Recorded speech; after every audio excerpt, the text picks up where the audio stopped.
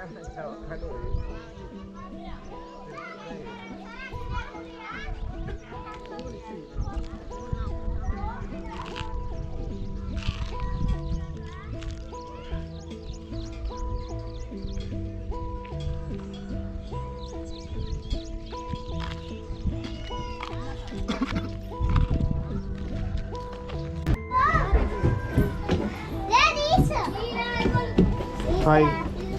Hi.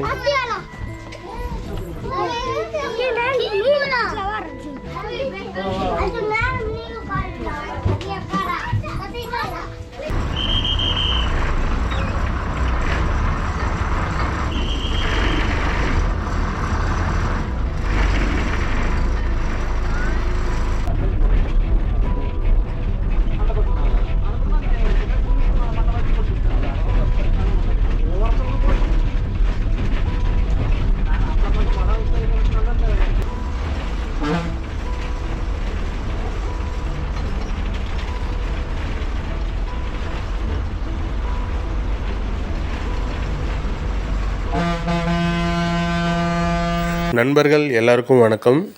தமிழ்நாட்டில் சத்தியமங்கலம் புலிகள் காப்பகத்துக்கு உட்பட்ட ஒரு மலை கிராமம் தொட்டகோம்பை. இந்த தொட்டகோம்பை டிஎன்பாளையம் ஊராட்சிக்கு உட்பட்டு வருது. இந்த ஊர் அடர்ந்த வனப்பகுதிக்குள்ளே இருக்கிறதால பேருந்து வசதி ரொம்ப நாளாக இல்லாமல் இருந்தது. டிஎன்பாளையம் திமுக ஒன்றிய செயலாளர் திரு சிவபாலன் அண்ணாவோட தீவிர முயற்சிக்கு அப்புறம் இந்த ஊருக்கு பஸ் விட்டுருக்காங்க.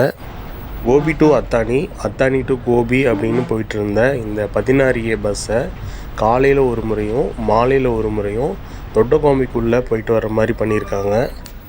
தொட்டகோம்பை அப்படிங்கிறது தமிழ் சொல் கிடையாது, கன்னட சொல். கன்னட எல்லை இந்த மலைக்கு அந்த பக்கமே பக்கத்துலேயே தான் இருக்குது. இந்த ஊர் மக்களோட முன்னோர்கள் கர்நாடகாவை சேர்ந்தவங்களாக இருக்கலாம். பல 100 வருடங்களாக பல தலைமுறைகளாக இந்த ஊரில் இந்த மக்கள் வசிச்சுட்டு வராங்க. ஆரம்பத்திலிருந்து அடிப்படை வசதிகள் கூட இல்லாமல் இருந்த இந்த ஊருக்கு 3 வருஷம் முன்னாடி தான் தார் சாலையே போட்டிருக்காங்க. அதுக்கு முன்னாடி 4-5 கிலோமீட்டர் அடர்ந்த காட்டுக்குள்ளே, யானைகள் தெரிகிற காட்டுக்குள்ளே, புலிகள் காப்பகத்துக்குள்ளே இவங்க மண் ரோட்டில் தான் பயணம் செஞ்சுட்டு இருந்தாங்க. இவங்களோட அத்தியாவசிய தேவைகளுக்கு 10 கிலோமீட்டருக்கு பக்கத்தில் இருக்கிற கள்ளிப்பட்டி அப்படிங்கிற ஒரு சின்ன கிராமம் தான், அதுவும் அங்கே தான் போயிட்டு வரணும். அதே மாதிரி குழந்தைங்க ஸ்கூலுக்கு போகிறதுக்கு 4-5 கிலோமீட்டர் வெளியே இருக்கிற பள்ளிக்கு வரணும். காலேஜ் போகணுன்னா ஒன்றா கோபிச்செட்டிப்பாளையம் இல்லாட்டி சத்தியமங்கலம் போகணும், இல்லாட்டி ஈரோடு போகணும். ரொம்ப தூரமாக பயணிச்சுட்டு வரும்போது இரவாயிரும். இரவு பகுதியில் கண்டிப்பாக இங்கே யானைகள் வழியிலேயே நிற்கும். இந்த மாதிரி தான் இவங்களோட வாழ்க்கை இருந்தது.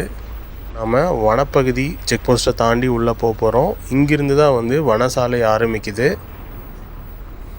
கன்னடத்தில் தொட்ட அப்படின்னா பெரியன்னு அர்த்தம். கோம்பை அப்படின்னா மலையடிவார ஊர்களை தான் சொல்லுவாங்க. அதாவது கூம்பு வடிவ அல்லது கூர்மையான ஊசி மாதிரி மலைக்கு கீழே இருக்கிற ஊர்கள் தான் அப்படின்னு அர்த்தம். இந்த கிழக்கு தொடர்ச்சி மலையை பொறுத்த வரைக்கும் மலையை ஒட்டி இருக்கிற இந்த நிலக்காடு, அதாவது யானைகள் அதிகமாக வாழ்கிற பகுதி, இந்த நிலக்காடு அதிகமாகவே இருக்கும். இந்த வனப்பகுதியில் யானைகள், சிறுத்தைகள், காட்டெருமை, அப்புறமா கரடி, காட்டுப்பன்றி, முக்கியமாக செந்நாய் அதிகம் வாழும் பகுதி. மான்களும் எக்கச்சக்கமான மான்கள் இருக்கும்.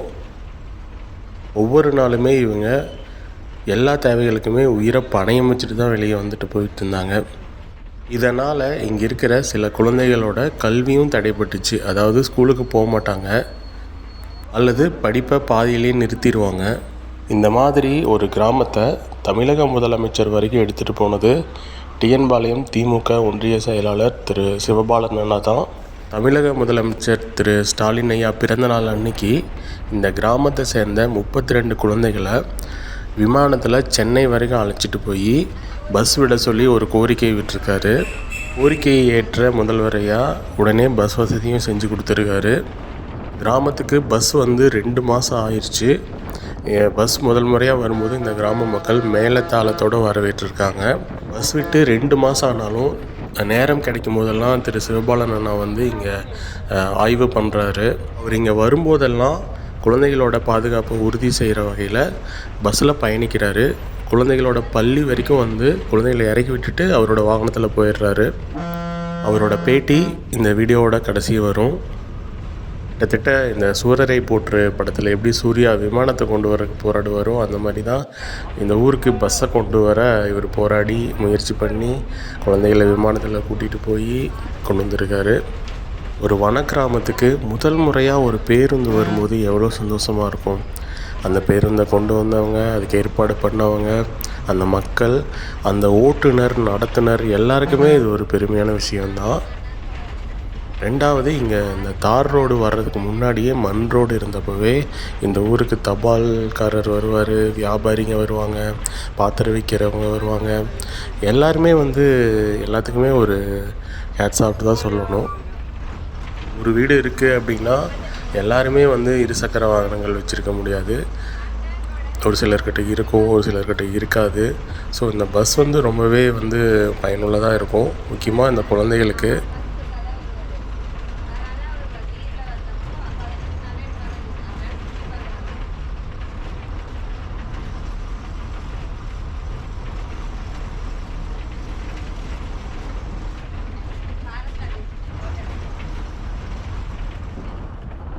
இங்கே பார்த்திங்கன்னா இந்த வனத்துறை கண்காணிப்பு கோபுரம் இருக்குது.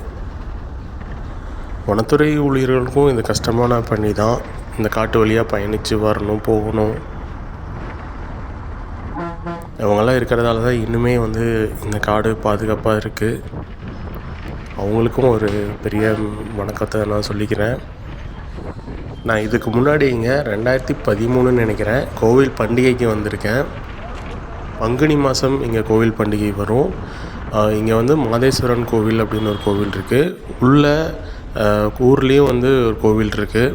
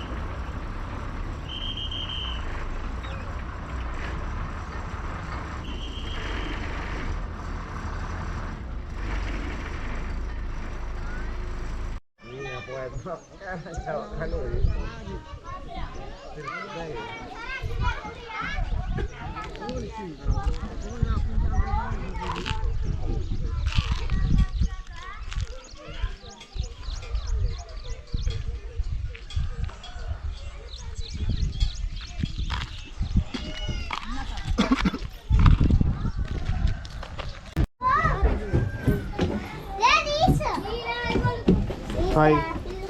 Hi.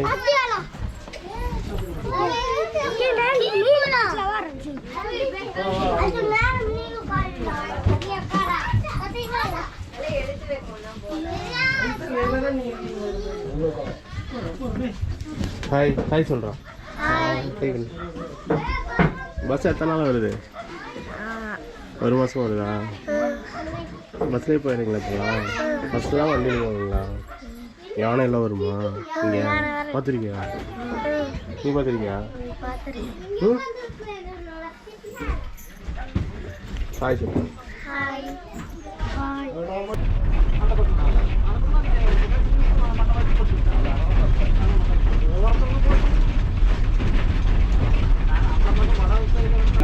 ஆக்சுவலாக பார்த்தீங்கன்னா இந்த குழந்தைங்க எல்லாமே நம்ம முதலமைச்சர் பிறந்த நாள் அப்போ ஒரு 3 மாதத்துக்கு முன்னாடி வந்து கூட்டிகிட்டு போனோம். ஒரு ஃப்ளைட்டில் வந்து அவங்க கூட்டிகிட்டு போனோம். நாம் அங்கே போய் இவங்க கோரிக்கையாக வந்து முதலமைச்சருக்கு வாழ்த்து சொன்னாங்க. பிறந்தநாள் வாழ்த்து சொல்லிட்டு முதலமைச்சர்கிட்ட ஒரு வேண்டுகோள் வச்சாங்க. எங்கள் ஊருக்கு வந்து பஸ் இல்லை, ஒரு 10 கிலோமீட்டர் வந்து நாங்கள் நடந்து போய் தான் டெய்லி படிச்சுட்டு இருக்கிறோம் அப்படின்ட்டு அந்த கோரிக்கையை ஏற்றுக்கிட்டுங்க.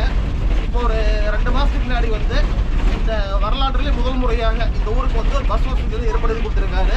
இந்த குழந்தைகள் மட்டும் இல்லாமல் இப்போ நீங்கள் பார்த்துருப்பீங்க, அந்த பெரியவங்க வயசானவங்க அதே மாதிரி 100 நாள் வேலைக்கெல்லாம் வராங்களங்க. ஒரு மிகப்பெரிய ஒரு வரப்பிரசாதமாக அமைஞ்சிருக்குது. அதெல்லாம் சிஎம்க்கு வந்து நாங்கள் ஒரு பெரிய தேங்க்ஸ் பண்ணணும். ஏன்னா அந்த குழந்தைங்களாம் அங்கே போனதுனால தான் இது உண்மையாக நடந்திருக்குது. அதனால் வந்து இவங்க படிப்புக்கு ஒரு பெரிய யூஸ்ஃபுல்லாக இருக்குது. இப்போ நம்ம ஸ்கூலே வந்துருச்சு இங்கே.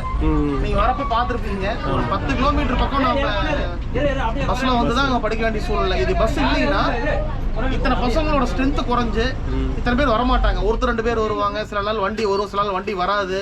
அது மாதிரி ப்ரைவேட் வண்டி வச்சு தான் வந்துட்டு இருந்தாங்க. இப்போ பார்த்தீங்கன்னா கம்பல்சரி அவங்க உள்ளே வரணுங்கிறதுல ஒரு குறிக்கோளோடு இருக்காங்க. இது ஒரு பெரிய வசதி. அதுதான் சார். Okay, thanks.